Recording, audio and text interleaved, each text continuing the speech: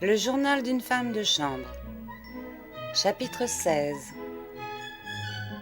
24 novembre. Aucune lettre de Joseph.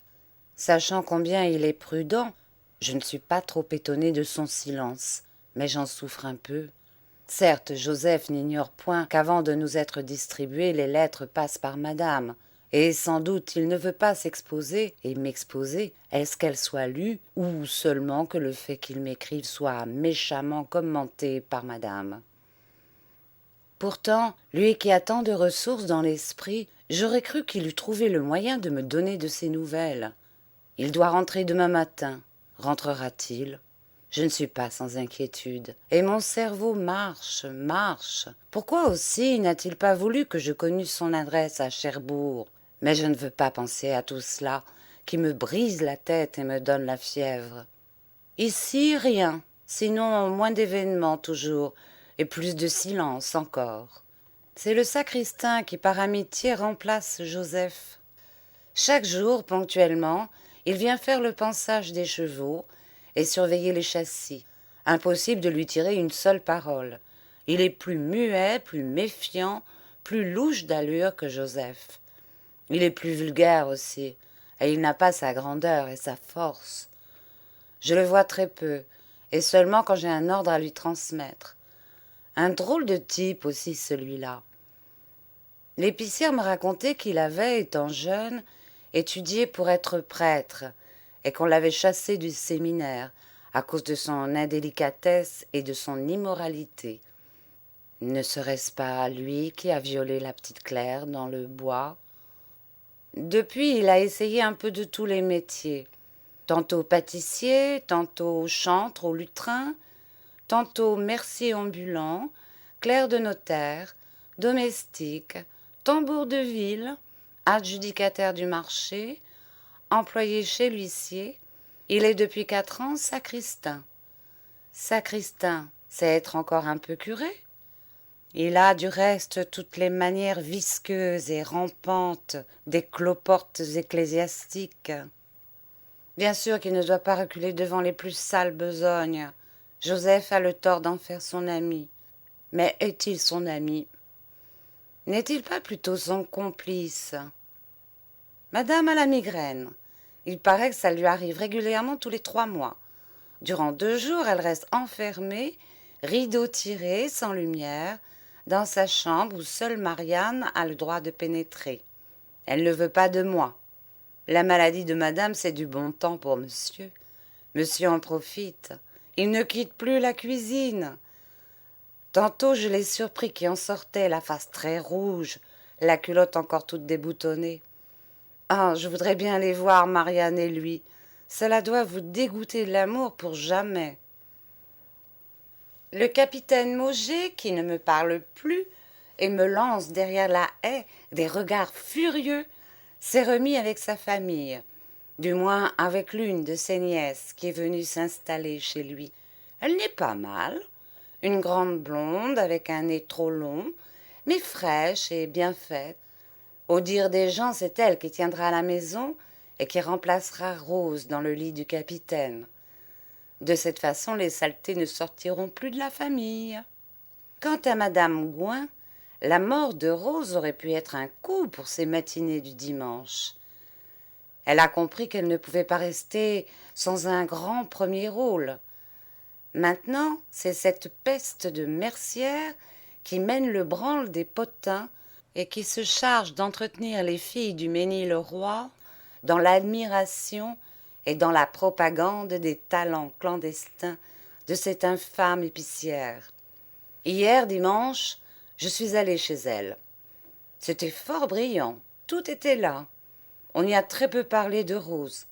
Et quand j'ai raconté l'histoire des testaments, ça a été un éclat de rire général. Ah, le capitaine avait raison quand il me disait « tout se remplace ». Mais la mercière n'a pas l'autorité de Rose, car c'est une femme sur qui, au point de vue des mœurs, il n'y a malheureusement rien à dire. Avec quelle hâte j'attends Joseph, avec quelle impatience nerveuse j'attends le moment de savoir ce que je dois espérer ou craindre de la destinée. Je ne puis plus vivre ainsi. Jamais je n'ai été autant écœurée de cette existence médiocre que je mène, de ces gens que je sers, de tout ce milieu de mornes fantoches où de jour en jour je m'abêtis davantage. Si je n'avais pour me soutenir l'étrange sentiment qui donne à ma vie actuelle un intérêt nouveau et puissant, je crois que je ne tarderai pas à sombrer moi aussi dans cet abîme de sottises et de vilainie que je vois s'élargir de plus en plus autour de moi. Oh, que Joseph réussisse ou non, qu'il change ou ne change pas d'idée sur moi, ma résolution est prise. Je ne veux plus rester ici. Encore quelques heures, encore toute une nuit d'anxiété, et je serai enfin fixée sur mon avenir. Cette nuit, je vais la passer à remuer encore d'anciens souvenirs, pour la dernière fois peut-être. C'est le seul moyen que j'ai de ne pas trop penser aux inquiétudes du présent, de ne pas trop me casser la tête aux chimères de demain. Au fond, ces souvenirs m'amusent, et ils renforcent mon mépris. Quelle singulière et monotone figure tout de même j'ai rencontrée sur ma route de servage. Quand je les revois par la pensée, elles ne me font pas l'effet d'être réellement vivantes. Elles ne vivent du moins, elles ne donnent l'illusion de vivre que par leurs vices. Enlevez-leur ces vices qui les soutiennent comme des bandelettes soutiennent les momies, et ce ne sont même plus des fantômes, ce n'est plus que de la poussière, de la cendre, de la mort. Ah, par exemple, c'était une fameuse maison, celle où, quelques jours après avoir refusé d'aller chez le vieux monsieur de province, je fus adressée, avec toutes sortes de références admirables, par madame Paula Durand. Des maîtres tout jeunes, sans bêtes ni enfants, un intérieur mal tenu, sous le chic apparent des meubles et la lourde somptuosité des décors. Du luxe et plus encore de coulage. Un simple coup d'œil en montrant, et j'avais vu tout cela. J'avais vu, parfaitement vu, à qui j'avais affaire. C'était le rêve, quoi. J'allais donc oublier là toutes mes misères, et monsieur Xavier que j'avais souvent encore dans la peau, la petite canaille, et les bonnes sœurs de Neuilly, et les stations crevantes dans l'antichambre du bureau de placement, et les longs jours d'angoisse, et les longues nuits de solitude ou de crapule. J'allais donc m'arranger une existence douce, de travail facile et de profit certain. Toute heureuse de ce changement, je me promis de corriger les fantaisies trop vives de mon caractère, de réprimer les élans fougueux de ma franchise, afin de rester longtemps, longtemps dans cette place. En un clin d'œil, mes idées noires disparurent, et ma haine des bourgeois, comme par enchantement, s'envola. Je redevins d'une gaieté folle et trépidante, et repris un violent amour de la vie. Je trouvais que les maîtres ont du bon, quelquefois. Le personnel n'était pas nombreux, mais de choix. Une cuisinière, un valet de chambre, un vieux maître d'hôtel et moi. Il n'y avait pas de cocher, les maîtres ayant depuis peu supprimé l'écurie et se servant de voitures de grande remise. Nous fûmes amis tout de suite. Le soir même, ils arrosèrent ma bienvenue d'une bouteille de vin de champagne. « Mazette !» fis-je en battant des mains. « On se met bien ici !» Le valet de chambre sourit, agita en l'air musicalement un trousseau de clés. Il avait les clés de la cave, il avait les clés de tout. C'était l'homme de confiance de la maison. « Vous me les prêterez, dites ?» demandai-je en manière de rigolade. Il répondit en me décochant un regard tendre. « Oui, si vous êtes chouette avec Bibi, il faudra être chouette avec Bibi. » Ah, c'était un chic homme et qui savait parler aux femmes. Il s'appelait William. Quel joli nom. Durant le repas qui se prolongea, le vieux maître d'hôtel ne dit pas un mot, but beaucoup, mangea beaucoup. On ne faisait pas attention à lui, et il semblait un peu gâteux. Quant à William, il se montra charmant, galant, empressé, me fit sous la table des agaceries délicates, m'offrit au café des cigarettes russes dont il avait ses poches pleines. Puis, m'attirant vers lui, j'étais un peu étourdi par le tabac, un peu grise aussi, et toute défrisée. Il m'assit sur ses genoux et me souffla dans l'oreille des choses d'un raide. Oh, ce qu'il était effronté! Eugénie, la cuisinière, ne paraissait pas scandalisée de ses propos et de ses jeux. Inquiète, rêveuse, elle tendait sans cesse le cou vers la porte, dressait l'oreille au moindre bruit, comme si elle eût attendu quelqu'un, et l'œil tout vague, elle lampait coup sur coup de plein verre de vin. C'était une femme d'environ 45 ans, avec une forte poitrine, une bouche large aux lèvres charnues, sensuelles, des yeux langoureux et passionnés, un air de grande bonté triste. Enfin du dehors on frappa quelques coups discrets à la porte de service. Le visage d'Eugénie s'illumina. Elle se leva d'un bond, alla ouvrir. Je voulus reprendre une position plus convenable, n'étant pas au fait des habitudes de l'office, mais William m'enlaça plus fort et me retint contre lui, d'une solide étreinte.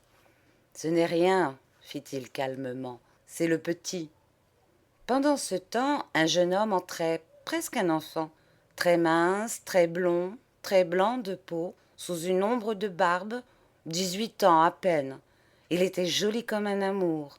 Il portait un veston tout neuf, élégant, qui dessinait son buste svelte et gracile, une cravate rose. C'était le fils des concierges de la maison voisine.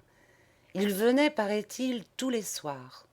Eugénie l'adorait, en était folle. Chaque jour, elle mettait de côté dans un grand panier des soupières pleines de bouillon, de belles tranches de viande, des bouteilles de vin, de gros fruits et des gâteaux que le petit emportait à ses parents. « Pourquoi viens-tu si tard ce soir ?» demanda Eugénie. Le petit s'excusa d'une voix traînante. « A fallu que je garde la loge. Maman faisait des courses. »« Ta mère, ah, mauvais sujet. Est-ce vrai au moins ?» Elle soupira, et ses yeux dans les yeux de l'enfant, les deux mains appuyées à ses épaules, elle débita d'un ton dolent. « Quand tu tardes à venir, j'ai toujours peur de quelque chose. Je ne veux pas que tu te mettes en retard, mon chéri. Tu diras à ta mère que si cela continue, eh bien je ne te donnerai plus rien pour elle. » Puis les narines frémissantes, le corps tout entier secoué d'un frisson. « Que tu es jolie, mon amour. Oh, ta petite frimousse, ta petite frimousse. Je ne veux pas que les autres en aient. Pourquoi n'as-tu pas mis tes beaux souliers jaunes ? Je veux que tu sois jolie de partout quand tu viens. » Et ces yeux-là, ces grands yeux polissons, petits brigands. Ah, je parie qu'ils sont encore regardés une autre femme. Et ta bouche, qu'est-ce qu'elle a fait, cette bouche-là ? Il la rassura, souriant, se dandinant sur ses hanches frêles. « Dieu, non, ça je t'assure, Nini, c'est pas une blague. Maman faisait une course, là, vrai. » Eugénie répéta à plusieurs reprises. « Ah, mauvais sujet, mauvais sujet. Je ne veux pas que tu regardes les autres femmes. Ta petite frimousse pour moi. Ta petite bouche pour moi. Tes grands yeux pour moi. Tu m'aimes bien, dis. »« Oh oui, pour sûr. » »« Dis-le encore. »« Ah, pour sûr. » Elle lui sautait au cou, et la gorge haletante, bégayant des mots d'amour, elle l'entraîna dans la pièce voisine. William me dit « Ce qu'elle en pince. Et ce qui lui coûte gros, ce gamin. La semaine dernière, elle l'a encore habillé tout à neuf. C'est pas vous qui m'aimeriez comme ça. » Cette scène m'avait profondément émue, et tout de suite je vouai à la pauvre Eugénie une amitié de sœur. Ce gamin ressemblait à monsieur Xavier. Du moins, entre ces deux jolis êtres de pourriture, il y avait une similitude morale. Et ce rapprochement me rendit triste. Oh, triste, infiniment. Je me revis dans la chambre de monsieur Xavier, le soir où je lui donnais les 90 francs. Oh, ta petite frimousse, ta petite bouche, tes grands yeux. C'étaient les mêmes yeux froids et cruels, la même ondulation du corps. C'était le même vice qui brillait à ses prunelles et donnait au baiser de ses lèvres quelque chose d'engourdissant, comme un poison. Je me dégageai des bras de William, devenu de plus en plus entreprenant. « Non, lui dis-je, un peu sèchement, pas ce soir. Mais tu avais promis d'être chouette avec Bibi. Pas ce soir. Et m'arrachant à son étreinte, j'arrangeai un peu le désordre de mes cheveux, le chiffonnement de mes jupes, et je dis « Ah bien tout de même, ça ne traîne pas avec vous. » Naturellement, je ne voulus rien changer aux habitudes de la maison, dans le service. William faisait le ménage. À la va comme je te pousse. Un coup de balai par-ci, de plumeau par-là, ça y était. Le reste du temps, il bavardait, fouillait les tiroirs, les armoires, lisait les lettres qui, d'ailleurs, traînaient de tous les côtés et dans tous les coins. Je fis comme lui. Je laissais s'accumuler la poussière sur et sous les meubles, et je me gardais bien de rien toucher au désordre des salons et des chambres. À la place des maîtres, moi, j'aurais eu honte de vivre dans un intérieur pareillement torchonné. Mais il ne savait pas commander, et timide, redoutant les scènes, il n'osait jamais rien dire. Si parfois, à la suite d'un manquement trop visible ou trop gênant, il se hasardait jusqu'à balbutier « Il me semble que vous n'avez pas fait ceci ou cela », nous n'avions qu'à répondre sur un ton où la fermeté n'excluait pas l'insolence. Je demande bien pardon à madame, madame se trompe, et si madame n'est pas contente, alors il n'insistait plus, et tout était dit. Jamais je n'ai rencontré dans ma vie des maîtres ayant moins d'autorité sur leurs domestiques, et plus godiches. Vrai, on n'est pas serein comme il l'était. Il faut rendre à William cette justice qu'il avait su mettre les choses sur un bon pied dans la boîte. William avait une passion, commune à beaucoup de gens de service, les courses. Il connaissait tous les jockeys, tous les entraîneurs, tous les bookmakers, et aussi quelques gentilshommes très galbeux, des barons, des vicomtes, qui lui montraient une certaine amitié, sachant qu'il possédait de temps à autre des tuyaux épatants. Cette passion, qui pour être entretenue et satisfaite demande des sorties nombreuses et des déplacements suburbains, ne s'accorde pas avec un métier peu libre et sédentaire comme est celui de valet de chambre. Or, William avait réglé sa vie ainsi. Après le déjeuner, il s'habillait et sortait. Ce qu'il était chic avec son pantalon à carreaux noir et blanc, ses bottines vernies, son pardessus mastic et ses chapeaux. Oh, les chapeaux de William, des chapeaux couleur d'eau profonde, où les ciels, les arbres, les rues, les fleuves, les foules, les hippodromes se succédaient en prodigieux reflets. Il ne rentrait qu'à l'heure d'habiller son maître.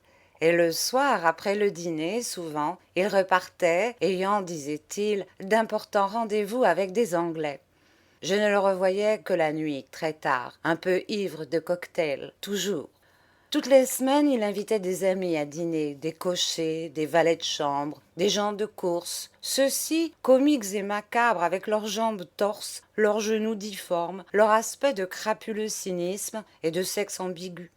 Il parlait chevaux, turf, femmes, racontait sur leurs maîtres des histoires sinistres. À les entendre, ils étaient tous pédérastes. Puis quand le vin exaltait les cerveaux, ils s'attaquaient à la politique. William y était d'une intransigeance superbe et d'une terrible violence réactionnaire. « Moi, mon homme, criait-il, c'est Cassagnac, un rude gars, Cassagnac, un luron, un lapin. Ils en ont peur. Ce qu'il écrit, celui-là, c'est taper. Oui, qu'il se frotte à ce lapin-là, les sales canailles. » Et tout d'un coup, au plus fort du bruit, Eugénie se levait, plus pâle et les yeux brillants, bondissant vers la porte. Le petit entrait, sa jolie figure étonnée de ces gens inaccoutumés, de ces bouteilles vidées, du pillage effréné de la table. Eugénie avait réservé pour lui un verre de champagne et une assiette de friandises. Puis tous les deux, ils disparaissaient dans la pièce voisine. « Oh, ta petite frimousse, ta petite bouche, tes grands yeux. » Ce soir-là, le panier des parents contenait des parts plus larges et meilleures. Il fallait bien qu'ils profitassent de la fête, ces braves gens. Un jour, comme le petit tardait, un gros cocher cynique et voleur, qui était de toutes ces fêtes, voyant Eugénie inquiète, lui dit « Vous tarabustez donc pas, elle va venir tout à l'heure, votre tapette. » Eugénie se leva, frémissante et grondante. « Qu'est-ce que vous avez dit, vous ? Une tapette? Ce chérubin? Répétez voir un peu. Et quand même, si ça lui fait plaisir à cet enfant, il est assez joli pour ça. Il est assez joli pour tout, vous savez. Bien sûr une tapette, répliqua le cocher, dans un rire gras. Allez donc demander ça au Contureau, là, à 2 pas, dans la rue Mars. Il n'eut pas le temps d'achever. Un soufflet retentissant lui coupa la parole. À ce moment, le petit apparut derrière la porte. Eugénie courut à lui. « Oh, mon chéri, mon amour, viens vite, ne reste pas avec ces voyous-là. » Je crois tout de même que le gros cocher avait raison. William me parlait souvent d'Edgar, le célèbre piqueur du baron de Borgsheim. Il était fier de le connaître, l'admirait presque autant que Cassagnac. Edgar et Cassagnac, tels étaient les 2 grands enthousiasmes de sa vie. Je crois qu'il eût été dangereux d'en plaisanter et même d'en discuter avec lui. Quand il rentrait la nuit tard, William s'excusait en me disant « J'étais avec Edgar ». Il semblait que d'être avec Edgar, cela vous constituât non seulement une excuse, mais une gloire. « Pourquoi ne l'amènes-tu pas à dîner, que je le voie, ton fameux Edgar ?» demandai-je un jour. William fut scandalisé de cette idée, et il affirma avec hauteur « Oh ça, est-ce que tu t'imagines qu'Edgar voudrait dîner avec de simples domestiques ?» C'est d'Edgar que William tenait cette méthode incomparable de lustrer ses chapeaux. Une fois aux courses d'Auteuil, Edgar fut abordé par le jeune marquis de Plérin. « Voyons, Edgar, supplia le marquis, comment obtenez-vous vos chapeaux ?»« Mes chapeaux, monsieur le marquis ?» répondit Edgar, flatté, car le jeune Plérin, voleur aux courses et tricheur au jeu, était alors une des personnalités les plus fameuses du monde parisien. « C'est très simple, seulement c'est comme le gagnant, il faut le savoir. » Eh bien voici. Tous les matins, je fais courir mon valet de chambre pendant 1/4 d'heure. Il sue, n'est-ce pas? Et la sueur, ça contient de l'huile. Alors, avec un foulard de soie très fine, il recueille la sueur de son front et il lustre mes chapeaux avec. Ensuite, le coup de fer. Mais il faut un homme propre et sain, de préférence un châtain, car les blonds sentent fort quelquefois et toutes les sueurs ne conviennent pas. L'année dernière, j'ai donné la recette au prince de Galles. Et comme le jeune marquis de Plérin remerciait Edgar, lui serrait la main à la dérober, celui-ci ajouta confidentiellement « Prenez baladeur à 7 contre 1, c'est le gagnant, monsieur le marquis. » J'avais fini, c'est rigolo vraiment quand j'y pense, par me sentir flattée, moi aussi, d'une telle relation pour William. Pour moi aussi, Edgar, c'était alors quelque chose d'admirable et d'inaccessible, comme l'empereur d'Allemagne, Victor Hugo, Paul Bourget, est-ce que je sais? C'est pourquoi je crois bien faire en fixant, d'après tout ce que me raconta William, cette physionomie plus qu'illustre, historique. Edgar est né à Londres, dans l'effroi d'un bouge, entre 2 hoquets de whisky. Tout gamin, il a vagabondé, mendié, volé, connu la prison. Plus tard, comme il avait les difformités physiques requises et les plus crapuleux instincts, on l'a racolé pour en faire un groom. D'antichambre en écurie, frotté à toutes les roublardises, à toutes les rapacités, à tous les vices des domesticités de grandes maisons, il est passé lad ou haras d'Eton. Et il s'est pavané avec la toque écossaise, le gilet à rayures jaunes et noires, et la culotte claire, bouffante aux cuisses, collante aux mollets, et qui fait aux genoux des plis en forme de vis. À peine adulte, il ressemble à un vieux petit bonhomme, grêle de membres, la face plissée, rouge aux pommettes, jaune aux tempes, la bouche usée et grimaçante, les cheveux rares, ramenés au-dessus de l'oreille, en volutes graisseuses. Dans une société qui se pâme aux odeurs du crottin, Edgar est déjà quelqu'un de moins anonyme qu'un ouvrier ou un paysan, presque un gentleman. À Eton, il apprend à fond son métier. Il sait comment il faut panser un cheval de luxe, comment il faut le soigner quand il est malade, quelle toilette minutieuse et compliquée, différente selon la couleur de la robe, lui conviennent. Il sait le secret des lavages intimes, les polissages raffinés, les pédicurages savants, les maquillages ingénieux, par quoi valent et s'embellissent les bêtes de course comme les bêtes d'amour. Dans les bars, il connaît des jockeys considérables, de célèbres entraîneurs et des baronnets ventrus, des ducs filous et voyous qui sont la crème de ce fumier et la fleur de ce crottin. Edgar eût souhaité devenir jockey, car il suppute déjà tout ce qu'il y a de tours à jouer et d'affaires à faire. Mais il a grandi. Si ses jambes sont restées maigres et arquées, son estomac s'est développé et son ventre bedonne. Il a trop de poids. Ne pouvant endosser la casaque du jockey, il se décide à revêtir la livrée du cocher. Aujourd'hui, Edgar a 43 ans. Il est des 5 ou 6 piqueurs anglais, italiens et français dont on parle dans le monde élégant avec émerveillement. Son nom triomphe dans les journaux de sport, même dans les échos des gazettes mondaines et littéraires. Le baron de Borgsheim, son maître actuel, est fier de lui, plus fier de lui que d'une opération financière qui aurait coûté la ruine de 100 000 concierges. Il dit « mon piqueur » en se rengorgeant sur un ton de supériorité définitive, comme un collectionneur de tableaux dirait « mes Rubens ». Et de fait, il a raison d'être fier, l'heureux baron, car depuis qu'il possède Edgar, il a beaucoup gagné en illustration et en respectabilité.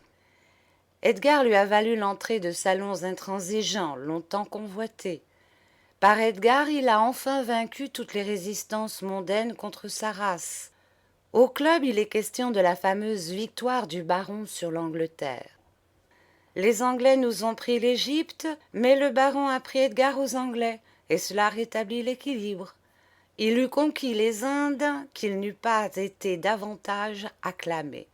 Cette admiration ne va pas, cependant, sans une forte jalousie. On voudrait lui ravir Edgar, et ce sont autour de ce dernier des intrigues, des machinations corruptrices, des flirts, comme autour d'une belle femme. Quant aux journaux, en leur enthousiasme respectueux, ils en sont arrivés à ne plus savoir exactement lequel d'Edgar ou du baron est l'admirable piqueur ou l'admirable financier. Tous les deux, ils les confondent dans les mutuelles gloires d'une même apothéose. Pour peu que vous ayez été curieux de traverser les foules aristocratiques, vous avez certainement rencontré Edgar, qui en est une des ordinaires et des plus précieuses parures. C'est un homme de taille moyenne, très laid, d'une laideur comique d'anglais, et dont le nez démesurément long a des courbes doublement royales et qui oscille entre la courbe sémitique et la courbe bourbonienne. Les lèvres, très courtes et retroussées, montrent entre leurs dents gâtées des trous noirs. Son teint s'est éclairci dans la gamme des jaunes, relevé aux pommettes de quelques hachures de laque vive. Sans être obèse, comme les majestueux cochers de l'ancien jeu, il est maintenant doué d'un embonpoint confortable et régulier qui rembourre de graisse les exhaustoses canailles de son ossature. Et il marche le buste légèrement penché en avant, l'échine sautillante, les coudes écartés à l'angle réglementaire. Dédaigneux de suivre la mode, jaloux plutôt de l'imposer, il est vêtu richement et fantaisistement. Il a des redingotes bleues à revers de moire, ultra collantes, trop neuves, des pantalons de coupe anglaise, trop clairs, des cravates trop blanches, des bijoux trop gros, des mouchoirs trop parfumés, des bottines trop vernies, des chapeaux trop luisants. Combien longtemps les jeunes gommeux envièrent-ils à Edgar l'insolite et fulgurant éclat de ses couvre-chefs. À 8 heures le matin, en petit chapeau rond, en par-dessus mastic aussi court qu'un veston, une énorme rose jaune à sa boutonnière, Edgar descend de son automobile devant l'hôtel du baron. Le pansage vient de finir. Après avoir jeté sur la cour un regard de mauvaise humeur, il entre dans l'écurie et commence son inspection, suivi des palefreniers inquiets et respectueux. Rien n'échappe à son œil soupçonneux et oblique. Un seau pas à sa place, une tache aux chaînes d'acier, une éraillure sur les argents et les cuivres. Et il grogne, s'emporte, menace, la voix pituitaire, les bronches encore grayonnantes du champagne mal cuvé de la veille. Il pénètre dans chaque box et passe sa main gantée de gants blancs à travers la crinière des chevaux, sur l'encolure, le ventre, les jambes. À la moindre trace de salissure sur les gants, il bourre les palefreniers. C'est un flot de mots orduriers, de jurons outrageants, une tempête de gestes furibonds. Ensuite, il examine minutieusement le sabot des chevaux, flaire l'avoine dans le marbre des mangeoires, éprouve la litière, étudie longuement la forme, la couleur et la densité du crottin qu'il ne trouve jamais à son goût. Est-ce du crottin, ça, nom de Dieu? Du crottin de cheval de fiacre, oui? Que j'en revois demain de semblable et je vous le ferai avaler, bougre de saligot. Parfois, le baron, heureux de causer avec son piqueur, apparaît. À peine si Edgar s'aperçoit de la présence de son maître. Aux interrogations, d'ailleurs timides, il répond par des mots brefs, hargneux. Jamais il ne dit « Monsieur le baron ». C'est le baron, au contraire, qui serait tenté de dire « Monsieur le cocher ». Dans la crainte d'irriter Edgar, il ne reste pas longtemps et se retire discrètement. La revue des écuries, des remises, des selleries terminées, ses ordres donnés sur un ton de commandement militaire, Edgar remonte en son automobile et file rapidement vers les Champs-Élysées, où il fait d'abord une courte station en un petit bar, parmi des gens de course, des typesters au museau de fouine, qui lui coulent dans l'oreille des mots mystérieux et lui montrent des dépêches confidentielles. Le reste de la matinée est consacré en visite chez les fournisseurs, pour les commandes à renouveler, les commissions à toucher, et chez les marchands de chevaux, où s'engagent des colloques dans le genre de celui-ci. « Eh bien, Master Edgar? Eh bien, Master Polny? J'ai acheteur pour l'attelage baie du baron. Il n'est pas à vendre. 50 livres pour vous. Non. 100 livres, Master Edgar. On verra, Master Polny. Ce n'est pas tout, Master Edgar. Quoi encore, Master Polny? J'ai 2 magnifiques alezans pour le baron. Nous n'en avons pas besoin. 50 livres pour vous. Non. 100 livres, Master Edgar. On verra, Master Polny.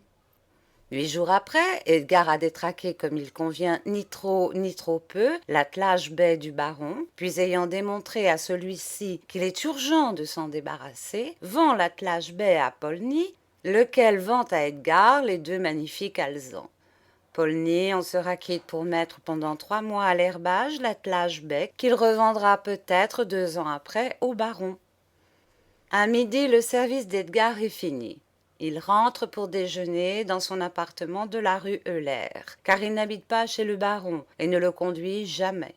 Rue Euler, c'est un rez-de-chaussée écrasé de peluches brodées, au ton fracassant, orné sur les murs de lithographies anglaises. Chats, steeples, cracks célèbres, portraits variés du prince de Galles, dont un avec une dédicace. Et ce sont des cannes, des whips, des fouets de chasse, des étriers, des mors, des trompes de mailles arrangées en panoplie, au centre de laquelle, entre 2 frontons dorés, se dresse le buste énorme de la reine Victoria en terre cuite polychrome et loyaliste. Libre de soucis, étranglé dans ses redingotes bleues, le chef couvert de son phare irradiant, Edgar vaque alors toute la journée à ses affaires et à ses plaisirs. Ses affaires sont nombreuses, car il commandite un caissier de cercle, un bookmaker, un photographe hippique, et il possède 3 chevaux à l'entraînement près de Chantilly. Ses plaisirs non plus ne chôment pas, et les petites dames les plus célèbres connaissent le chemin de la rue Euler, où elles savent que dans les moments de dèche, il y aura toujours pour elles un thé servi et 5 louis prêts.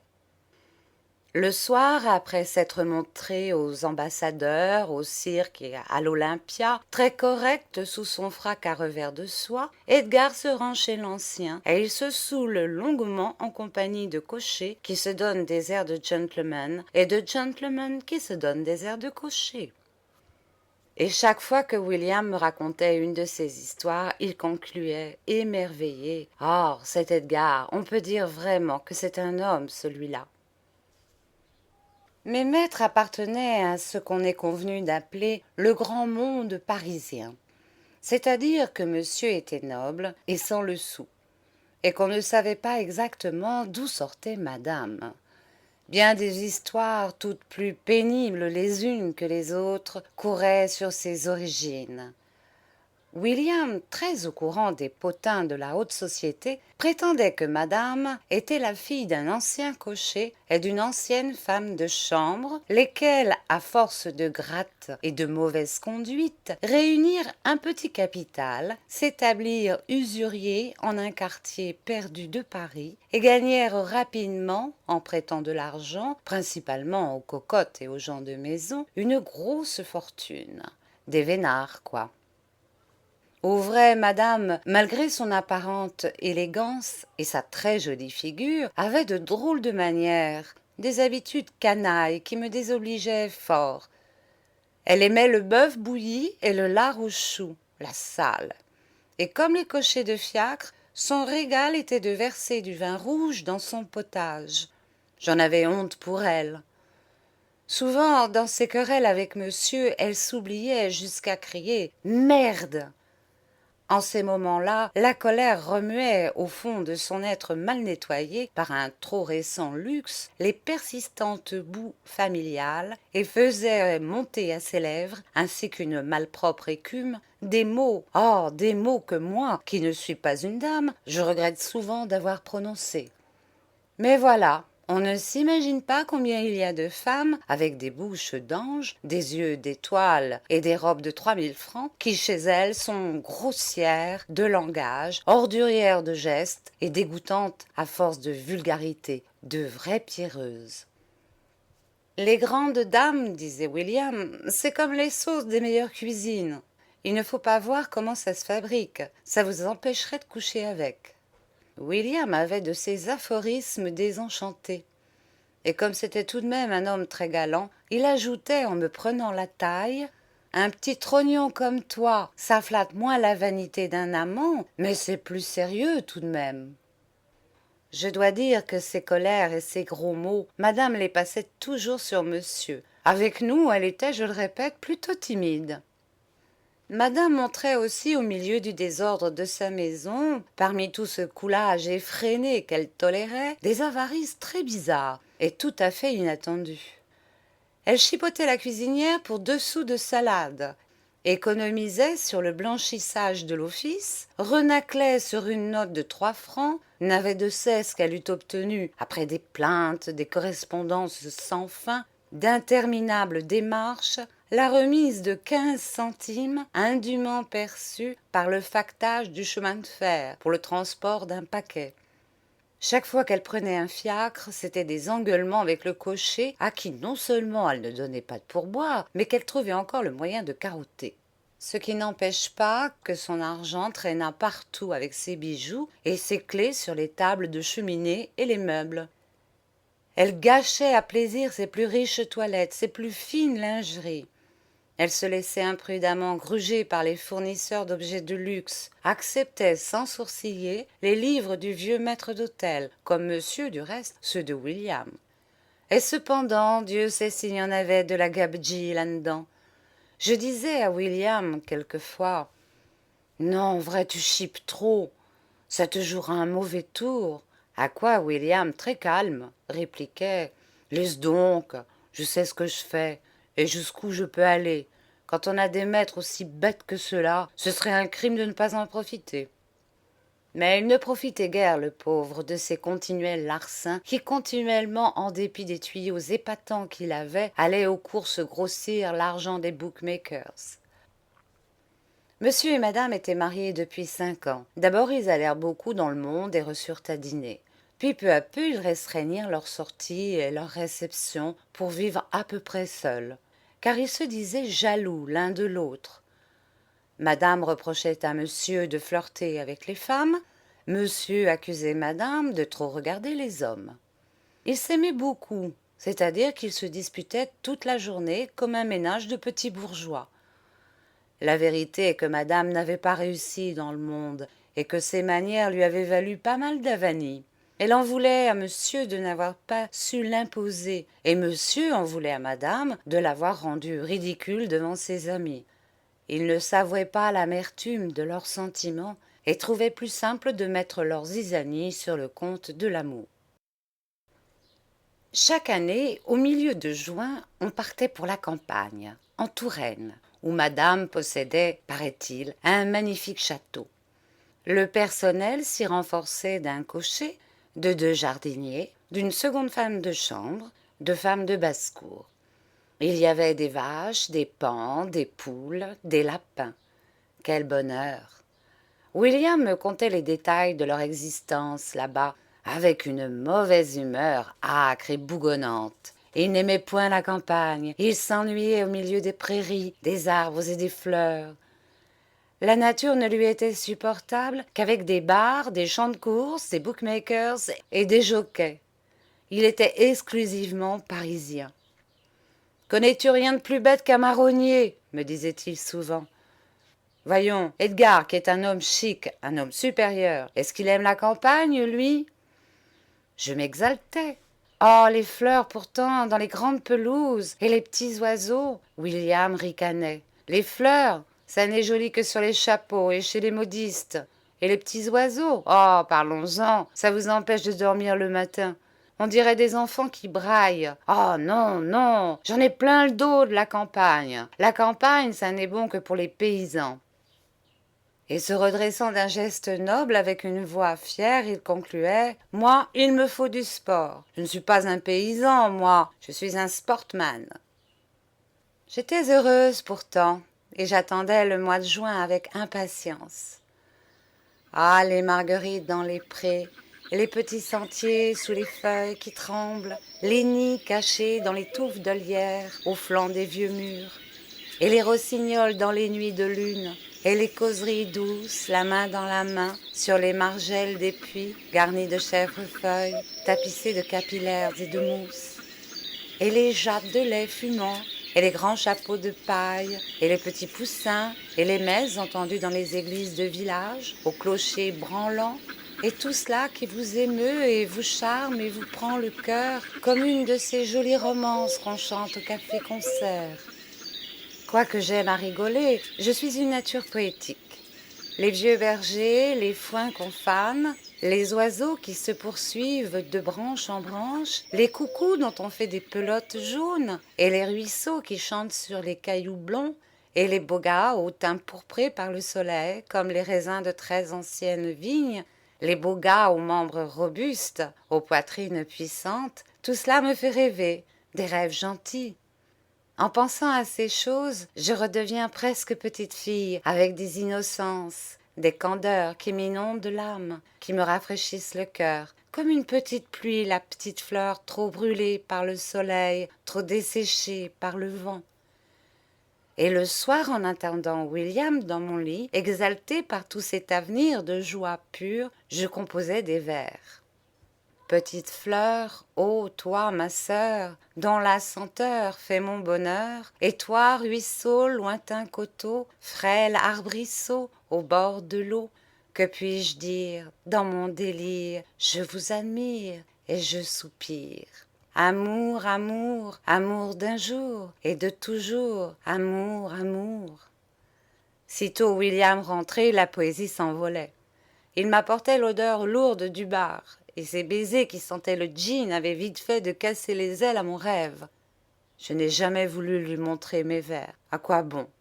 Il se fut moqué de moi et du sentiment qui me les inspirait, et sans doute qu'il m'eût dit « Edgar, qui est un homme épatant, est-ce qu'il fait des vers, lui ?» Ma nature poétique n'était pas la seule cause de l'impatience où j'étais de partir pour la campagne. J'avais l'estomac détraqué par la longue misère que je venais de traverser, et peut-être aussi par la nourriture trop abondante, trop excitante de maintenant, par le champagne et les vins d'Espagne que William me forçait à boire. Je souffrais réellement. Souvent des vertiges me prenaient le matin au sortir du lit. Dans la journée, mes jambes se brisaient. Je ressentais à la tête des douleurs comme des coups de marteau. J'avais réellement besoin d'une existence plus calme pour me remettre un peu. Hélas, il était dit que tout ce rêve de bonheur et de santé allait encore s'écrouler. « Oh merde !» comme disait madame. Les scènes entre monsieur et madame commençaient toujours dans le cabinet de toilette de madame, et toujours elles naissaient de prétextes futiles, de rien. Plus le prétexte était futile, et plus les scènes éclataient violentes. Après quoi, ayant vomi tout ce que leur cœur contenait d'amertume et de colère, longtemps amassé, ils se boudaient des semaines entières. Monsieur se retirait dans son cabinet où il faisait des patiences et remaniait l'harmonie de sa collection de pipes. Madame ne quittait plus sa chambre, où sur une chaise longue, longuement étendue, elle lisait des romans d'amour et s'interrompait de lire pour ranger ses armoires, sa garde-robe, avec rage, avec frénésie, tel un pillage. Il ne se retrouvait qu'au repas. Dans les premiers temps, je crus, n'étant point au courant de leur manie, qu'ils allaient se jeter à la tête assiettes, couteaux et bouteilles. Nullement, hélas. C'est dans ces moments-là qu'ils étaient le mieux élevés et que madame s'ingéniait à paraître une femme du monde. Ils causaient de leurs petites affaires comme si rien ne se fût passé, avec un peu plus de cérémonie que de coutume, un peu plus de politesse froide et guindée, voilà tout. On eût dit qu'ils dînaient en ville. Puis, les repas terminés, l'air grave, l'œil triste, très digne, ils remontaient chacun chez soi. Madame se remettait à ses romans, à ses tiroirs, monsieur à ses patiences et à ses pipes. Quelquefois, monsieur allait passer 1 heure ou 2 à son club, mais rarement. Et il s'adressait une correspondance acharnée, des poulets en forme de cœur ou de cocotte que j'étais chargée de transmettre de l'un à l'autre. Toute la journée, je faisais le facteur de la chambre de madame au cabinet de monsieur, porteuse d'ultimatums terribles, de menaces, de supplications, de pardons et de larmes. C'était à mourir de rire. Au bout de quelques jours, ils se réconciliaient, comme ils s'étaient fâchés, sans raison apparente. Et c'étaient des sanglots, des « oh, méchant, oh, méchante », des « c'est fini, puisque je te dis que c'est fini ». Ils s'en allaient faire une petite fête au restaurant et le lendemain se levaient très tard, fatigués d'amour. J'avais tout de suite compris la comédie qu'ils se jouaient à eux-mêmes, les 2 pauvres cabots. Et quand ils menaçaient de se quitter, je savais très bien qu'ils n'étaient pas sincères. Ils étaient rivés l'un à l'autre, celui-ci par son intérêt, celle-là par sa vanité. Monsieur tenait à madame qui avait l'argent, madame se cramponnait à monsieur qui avait le nom et le titre. Mais comme dans le fond ils se détestaient en raison même de ce marché de dupes qui les liait, ils éprouvaient le besoin de se le dire de temps à autre et de donner une forme ignoble comme leur âme à leur déception, à leur rancune, à leur mépris. À quoi peuvent bien servir de telles existences, disais-je à William. À Bibi, répondait celui-ci, qui en toute circonstance avait le mot juste et définitif.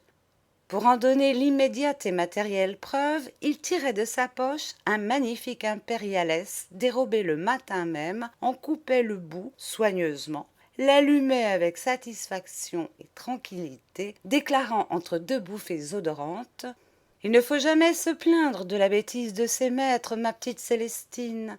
C'est la seule garantie de bonheur que nous ayons, nous autres. Plus les maîtres sont bêtes, plus les domestiques sont heureux. Va me chercher la fine champagne. » À demi couché dans un fauteuil à bascule, les jambes très hautes et croisées, le cigare au bec, une bouteille de vieux martel à portée de la main, lentement, méthodiquement, il dépliait l'autorité et il disait avec une bonhomie admirable « Vois-tu, ma petite Célestine, il faut être plus fort que les gens qu'on sert. Tout est là. Dieu sait si Cassagnac est un rude homme. Dieu sait s'il est en plein dans mes idées, et si je l'admire, ce grand bougre-là. Eh bien, comprends-tu, je ne voudrais pas servir chez lui, pour rien au monde. Et ce que je dis de Cassagnac, je le dis aussi d'Edgar, parbleu. Retiens bien ceci, et tâche d'en profiter. Servir chez des gens intelligents et qui la connaissent, c'est de la duperie, mon petit loup. » Et savourant son cigare, il ajoutait après un silence « Quand je pense qu'il est des domestiques qui passent leur vie à débiner leurs maîtres, à les embêter, à les menacer, quelle brute! Quand je pense qu'il en est qui voudraient les tuer. Et puis après, est-ce qu'on tue la vache qui nous donne du lait? Et le mouton de la laine? On traite la vache, on tond le mouton, adroitement, en douceur. » Et il se plongeait silencieusement dans les mystères de la politique conservatrice. Pendant ce temps-là, Eugénie rôdait dans la cuisine, amoureuse et molle. Elle faisait son ouvrage machinalement, somnambuliquement, loin d'eux, là-haut, loin de nous, loin d'elle-même, le regard absent de leur folie et des nôtres, les lèvres toujours en train de quelques muettes paroles de douloureuse adoration. Ta petite bouche, tes petites mains, tes grands yeux. Tout cela souvent m'attristait. Je ne sais pas pourquoi m'attristait jusqu'aux larmes. Oui, parfois une mélancolie indicible et pesante me venait de cette maison si étrange, où tous les êtres, le vieux maître d'hôtel silencieux, William et moi-même, me semblaient inquiétants, vides et mornes, comme des fantômes. La dernière scène à laquelle j'assistais fut particulièrement drôle. Un matin, monsieur entra dans le cabinet de toilette au moment où madame essayait devant moi un corset neuf, un affreux corset de satin mauve avec des fleurettes jaunes et des lacets de soie jaune. Le goût, ce n'est pas ce qui étouffait madame. Comment ? Dit madame d'un ton de gai reproche. C'est ainsi qu'on entre chez les femmes sans frapper ? Oh, les femmes, gazouilla monsieur. D'abord, tu n'es pas les femmes. Je ne suis pas les femmes. Qu'est-ce que je suis alors ?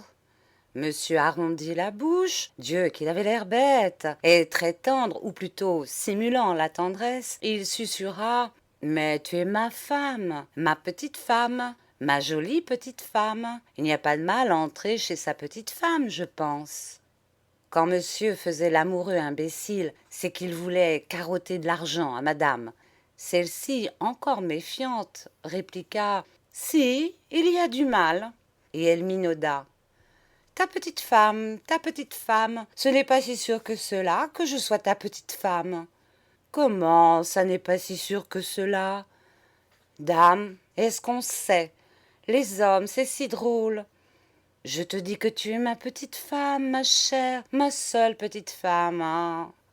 Et toi, mon bébé, mon gros bébé, le seul gros bébé à sa petite femme, na. » Je lassais madame qui, se regardant dans la glace, les bras nus et levés, caressait alternativement les touffes de poils de ses aisselles. Et j'avais grande envie de rire, ce qu'ils me faisaient suer avec leur petite femme et leur gros bébé, ce qu'ils avaient l'air stupides tous les deux.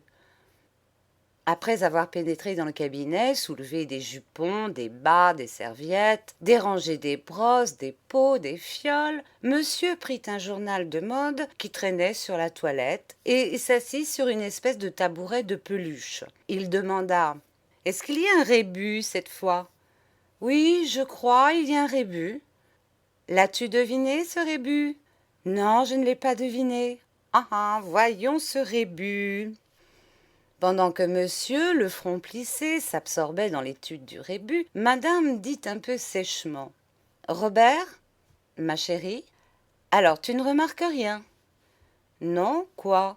Dans ce rébus ?» Elle haussa les épaules et se pinça les lèvres. « Il s'agit bien du rébus. »« Alors tu ne remarques rien. D'abord, toi tu ne remarques jamais rien. » Monsieur promenait dans la pièce du tapis au plafond, de la toilette à la porte, un regard embêté, tout rond, excessivement comique. « Ma foi, non, qu'est-ce qu'il y a ? Il y a donc ici quelque chose de nouveau que je n'ai pas remarqué ? Je ne vois rien, ma parole d'honneur. » Madame devint toute triste et elle gémit. « Robert, tu ne m'aimes plus. »« Comment je ne t'aime plus ? Ça c'est un peu fort, par exemple. » Il se leva, brandissant le journal de mode. « Comment je ne t'aime plus ? » répéta-t-il. « En voilà une idée. Pourquoi dis-tu cela ? » « Non, tu ne m'aimes plus, parce que si tu m'aimais encore, tu aurais remarqué une chose. »« Mais quelle chose ? » ?»« Eh bien, tu aurais remarqué mon corset. »« Quel corset ? » ?»« Ah oui, ce corset. Tiens, je ne l'avais pas remarqué, en effet. Faut-il que je sois bête ? Oh, mais il est très joli, tu sais, ravissant. »« Oui, tu dis cela maintenant, et tu t'en fiches pas mal. Je suis trop stupide aussi. Je m'éreinte à me faire belle, à trouver des choses qui te plaisent, et tu t'en fiches pas mal. Du reste, que suis-je pour toi ? Rien, moins que rien. Tu entres ici, et qu'est-ce que tu vois ? Ce sale journal. À quoi t'intéresses-tu ? Un rébus. Ah, elle est jolie, la vie que tu me fais. Nous ne voyons personne, nous n'allons nulle part, nous vivons comme des loups, comme des pauvres.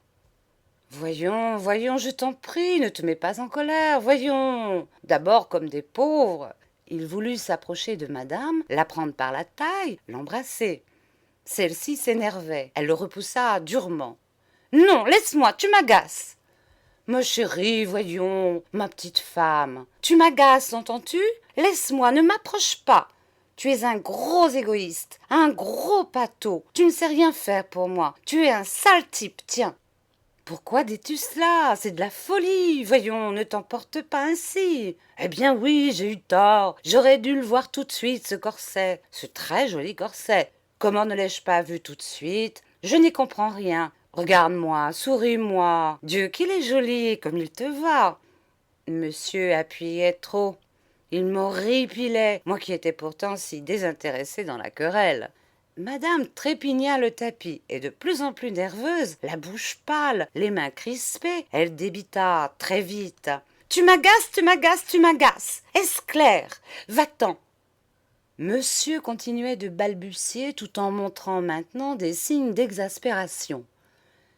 Ma chérie, ce n'est pas raisonnable. Pour un corset, ça n'a aucun rapport. Voyons, ma chérie, regarde-moi, souris-moi. C'est bête de se faire tant de mal pour un corset. Ah, tu m'emmerdes à la fin, vomit madame d'une voix de lavoir. Tu m'emmerdes, va-t'en. J'avais fini de lasser ma maîtresse. Je me levai sur ce mot, ravie de surprendre à nu leurs deux belles âmes, et de les forcer à s'humilier plus tard devant moi. Il semblait avoir oublié que je fusse là. Désireuse de connaître la fin de cette scène, je me faisais toute petite, toute silencieuse. À son tour, monsieur, qui s'était longtemps contenu, s'encoléra. Il fit du journal de mode un gros bouchon qu'il lança de toutes ses forces contre la toilette. Et il s'écria « Zut, flûte! C'est trop embêtant aussi, c'est toujours la même chose. On ne peut rien dire, rien faire sans être reçu comme un chien. Et toujours des brutalités, des grossièretés. J'en ai assez de cette vie-là. J'en ai plein le dos de ces manières de poissardes. Et veux-tu que je te dise? Ton corset, eh bien il est ignoble, ton corset. C'est un corset de fille publique. Misérable! L'œil injecté de sang, la bouche écumante, les poings fermés, menaçants, elle s'avança vers monsieur. Et telle était sa fureur que les mots ne sortaient de sa bouche qu'en éructations rauques.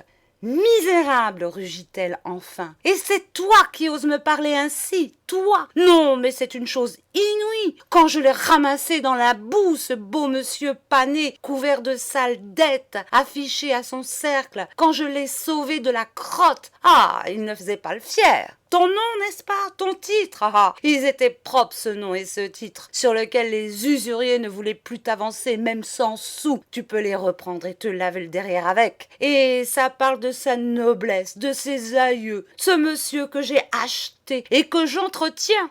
Eh bien, elle n'aura plus rien de moi, la noblesse, plus ça. Et quant à tes aïeux, fripouille, tu peux les porter au clou pour voir si on te prêtera seulement 10 sous sur leur gueule de soudard et de valet. Plus ça, tu entends? Jamais, jamais. Retourne à tes tripots, tricheurs, à tes putains, macros. Elle était effrayante. Timide, tremblant, le dos lâche, l'œil humilié, monsieur reculait devant ce flot d'ordures. Il gagna la porte, n'aperçut et s'enfuit. Et madame lui cria encore dans le couloir d'une voix devenue encore plus rauque, horrible. « Macro! Sale macro !» Et elle s'affaissa sur sa chaise longue, vaincue par une terrible attaque de nerfs que je finis par calmer en lui faisant respirer tout un flacon d'éther. Alors madame reprit la lecture de ses romans d'amour, rangea à nouveau ses tiroirs. Monsieur s'absorba plus que jamais dans des patiences compliquées et dans la révision de sa collection de pipes. Et la correspondance recommença. D'abord timide, espacée, elle se fit bientôt acharnée et nombreuse. J'étais sur les dents, à force de courir, porteuse de menaces en forme de cœur et ou de cocotte, de la chambre de l'une au cabinet de l'autre, ce que je rigolais. 3 jours après cette scène, en lisant une missive de monsieur sur papier rose à ses armes, madame pâlit et tout d'un coup elle me demanda, haletante. « Célestine, Croyez-vous vraiment que monsieur veuille se tuer? Lui avez-vous vu des armes dans la main? Mon Dieu, s'il allait se tuer! J'éclatai de rire au nez de madame. Et ce rire qui était parti malgré moi grandit, se déchaîna, se précipita. Je crus que j'allais mourir, étouffée par ce rire, étranglée par ce maudit rire qui se soulevait en tempête dans ma poitrine et m'emplissait la gorge d'inextinguibles hoquets. Madame resta un moment interdite devant ce rire. Qu'y a-t-il? Qu'avez-vous? Pourquoi riez-vous ainsi? Taisez-vous donc! Voulez-vous bien vous taire, vilaine fille? Mais le rire me tenait, il ne voulait plus me lâcher. Enfin, entre deux halètements, je criai: Oh non, c'est trop rigolo, ainsi, vos histoires, c'est trop bête. Oh là là là là, que c'est bête. Naturellement, le soir, je quittai la maison et je me trouvai une fois de plus sur le pavé. Chien de métier, chienne de vie. Le coup fut rude, et je me dis, mais trop tard, que jamais je ne retrouverai une place comme celle-là. J'y avais tout, bon gage, profit de toutes sortes, besogne facile, liberté, plaisir. Il n'y avait qu'à me laisser vivre. Quelqu'une d'autre, moins folle que moi, eût pu mettre beaucoup d'argent de côté, se monter peu à peu un joli trousseau de corps, une belle garde-robe, tout un ménage complet et très chic.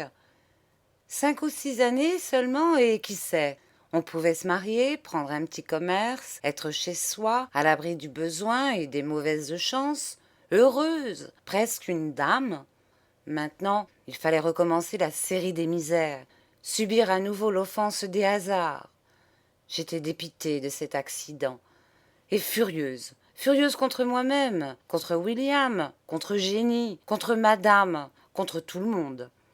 Chose curieuse, inexplicable, au lieu de me raccrocher, de me cramponner à ma place, ce qui était facile avec un type comme madame, je m'étais enfoncée davantage dans ma sottise et payant d'effronterie, j'avais rendu irréparable ce qui pouvait être réparé. Est-ce étrange, ce qui se passe en nous à de certains moments? C'est à n'y rien comprendre. C'est comme une folie qui s'abat, on ne sait d'où, on ne sait pourquoi, qui vous saisit, vous secoue, vous exalte, vous force à crier, à insulter. Sous l'empire de cette folie, j'avais couvert madame d'outrages. Je lui avais reproché son père, sa mère, le mensonge imbécile de sa vie. Je l'avais traitée comme on ne traite pas une fille publique. J'avais craché sur son mari. Et cela me fait peur quand j'y songe. Ça me fait honte aussi, ces subites descentes dans l'ignoble, ces ivresses de boue où si souvent ma raison chancelle et qui me poussent au déchirement, au meurtre. Comment ne l'ai-je pas tué ce jour-là? Comment ne l'ai-je pas étranglé? Je n'en sais rien. Dieu sait pourtant que je ne suis pas méchante. Aujourd'hui, je la revois, cette pauvre femme, et je revois sa vie si déréglée, si triste, avec ce mari si lâche, si mornement lâche. Et j'ai une immense pitié d'elle, et je voudrais qu'ayant eu la force de le quitter, elle fût heureuse maintenant. Après la terrible scène, vite je redescendis à l'office. William frottait mollement son argenterie en fumant une cigarette russe. « Qu'est-ce que tu as ?» me dit-il le plus tranquillement du monde. « J'ai que je pars, que je quitte la boîte ce soir, altai-je. Je pouvais à peine parler. « Comment tu pars ?» fit William sans aucune émotion. « Et pourquoi ?» En phrases courtes, sifflantes, en mimiques bouleversées, je racontais toute la scène avec madame. William, très calme, indifférent, haussa les épaules. « C'est trop bête aussi, dit-il. On n'est pas bête comme ça. Et c'est tout ce que tu trouves à me dire. Qu'est-ce que tu veux que je te dise de plus? Je dis que c'est bête. Il n'y a pas autre chose à dire. Et toi, que vas-tu faire? Il me regarda d'un air oblique. Sa bouche eut un ricanement. Oh, qu'il fut laid, son regard à cette minute de détresse. Qu'elle fut lâche et hideuse, sa bouche. Moi, dit-il en feignant de ne pas comprendre ce que dans cette interrogation il y avait de prière pour lui. Oui, toi, je te demande ce que tu vas faire. Rien, je n'ai rien à faire. Je vais continuer. Mais tu es folle, ma fille, tu ne voudrais pas. J'éclatai. Tu vas avoir le courage de rester dans une maison d'où l'on me chasse? Il se leva, ralluma sa cigarette éteinte et glaciale. Oh, pas de scène, n'est-ce pas? Je ne suis point ton mari. Il t'a plu de commettre une bêtise. Je n'en suis pas responsable. Qu'est-ce que tu veux? Il faut en supporter les conséquences. La vie est la vie. Je m'indignai. Alors tu me lâches. Tu es un misérable. Une canaille comme les autres, sais-tu? Le sais-tu? William sourit. C'était vraiment un homme supérieur. Ne dis donc pas de choses inutiles. Quand nous nous sommes mis ensemble, je ne t'ai rien promis. Tu ne m'as rien promis non plus. On se rencontre, on se colle, c'est bien. On se quitte, on se décolle, c'est bien aussi. La vie est la vie. Et sentencieux, il ajouta: vois-tu, dans la vie, Célestine, il faut de la conduite. Il faut ce que j'appelle de l'administration. Toi, tu n'as pas de conduite. Tu n'as pas d'administration. Tu te laisses emporter par tes nerfs. Les nerfs, dans notre métier, c'est très mauvais. Rappelle-toi bien ceci. La vie est la vie.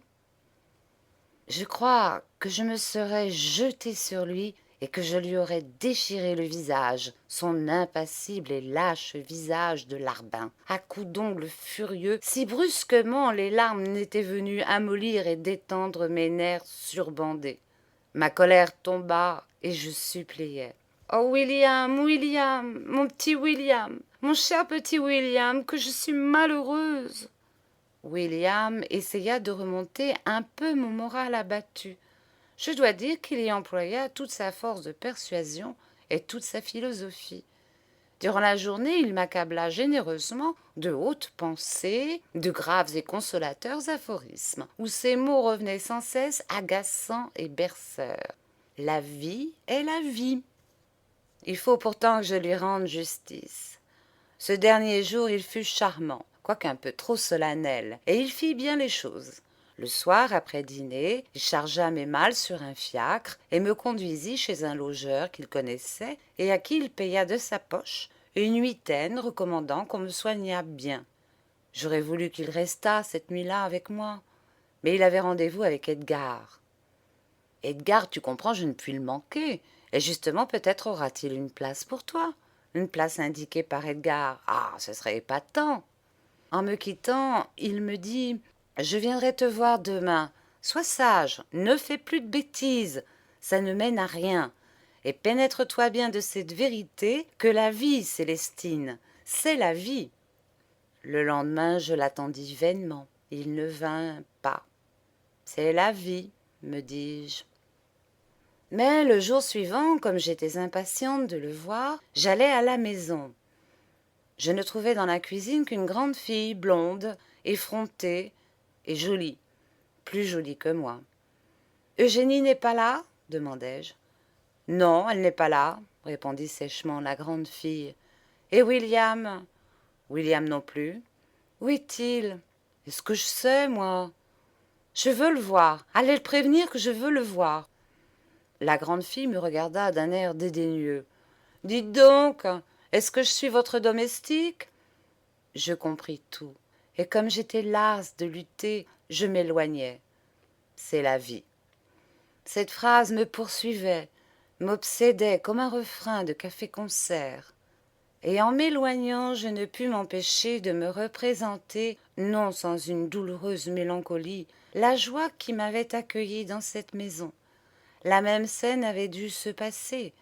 On avait débouché la bouteille de champagne obligatoire, William avait pris sur ses genoux la fille blonde et lui avait soufflé dans l'oreille « Il faudra être chouette avec Bibi ». Les mêmes mots, les mêmes gestes, les mêmes caresses, pendant qu'Eugénie, dévorant des yeux le fils du concierge, l'entraînait dans la pièce voisine. Ta petite frimousse, tes petites mains, tes grands yeux. Je marchais toute vague, hébétée, répétant intérieurement avec une obstination stupide: « Allons, c'est la vie, c'est la vie. » Durant plus d'une heure, devant la porte, sur le trottoir, je fis les 100 pas, espérant que William entrerait ou sortirait. Je vis entrer l'épicier, une petite modiste avec 2 grands cartons, le livreur du Louvre, je vis sortir les plombiers, je ne sais plus qui, je ne sais plus quoi, des ombres, des ombres, des ombres.